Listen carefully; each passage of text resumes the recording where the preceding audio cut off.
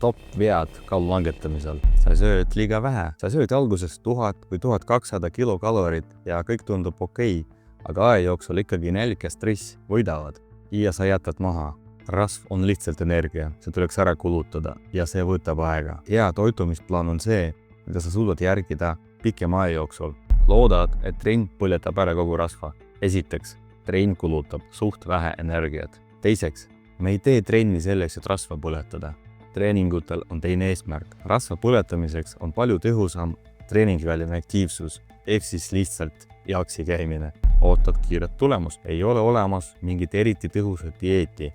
Ole valmis selleks, et kaalu langetamine võib võtta kuid aega. Sa ei ole kaloridefitsiidis. Ja sulle võib tunduda, et sa käid trennis, sa oled nii tubli ja sa sööd vähe, aga tulemust ei paista. Tavaliselt see tähendab seda, et sa ei ole lihtsalt defitsiidis. Või see defitsiit on nullilähedane ja progress on üliaeglane. Sa ei muuda oma harjumusi. Su harjumused on viinud sind sinna, kus sa praegu oled. Muuda need harjumusi ja siis muutub kõik muu, kaasa arvatud sinu keha.